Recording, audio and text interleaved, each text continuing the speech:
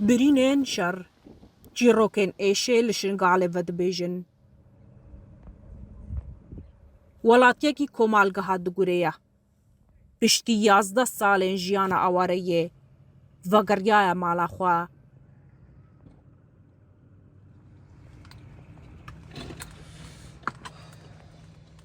Pûşaliyê Daişê ve hatiye peqandin.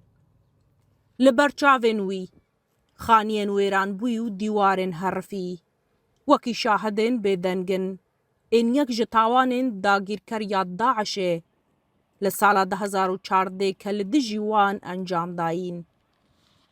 مخابن نها تعويضات ما زي مثلا نسبة ما خلق شنغال بتري 5 سالة خلق وقريا سر جوار خو تعويضات خو 4 مليون نقرتنا نسبة خلق ما يدير أبيت كتاب توسي دوان بتري 5000 كتاب توسي سكدوان البالنجر هاد نسافرين أف علي كيف تدا حساب كرن علي مسؤول بربرسي جاي شنغاليفا أو إنسان هكا خوينا أزيدياب طعبة أزيدياب رزالة أزيدياب دنج أزيدياب جونوان جهم أو إنسان الآلية شنغالت بيدنج حكومة عراقي الآلية ما يزديا مقصرة مال متفجرين بهزار مالا لازمو مال هاد بانا راقرن يا أو من دماغي قاربا مالا راق عالم بلنغازا وهند بينن عراقة شلوا تعويدو نينا جي زديارة خاصة ها دورو بريد ما تعويد قرتينا اف مال همودي بيني وتفجرين لازمو دولة راقربا بلدية راقربا مخابني فا سري خلينا عايشين يكجي راناك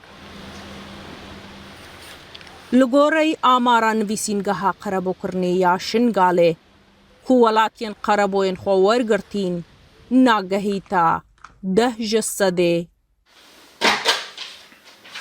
معاملة وقتش بها خلاص وقت مواطن توسيع خوغرتي ام جيت شينن محكمة استئناف نينوا محكمة استئناف نينوا وقت مصادقة السركر او جي نسخقيش اضباري تشينا وزارة المالية اش تخصيص مالي را والويدري براستي ومخابني وشغل الويدري تسكنينها سببات تأخير كرني وزارة المالية او اطلاقنا كان درافي العالم li 2014 Daişê nêzîkî 430 xaniyên welatiyên sivîl li komalgeha Dugurê teqandin û bi temamî wêran kirin. Li sala 2014 xelkê dergehên malên xwe daxistin. Cih û warên xwe bicihiştin û beref pêşa rojeke nediyar veçûn. 11 salin li pişta vî dergehê daxistî hîna maleke wêran û dîwarekî helweşayî mane.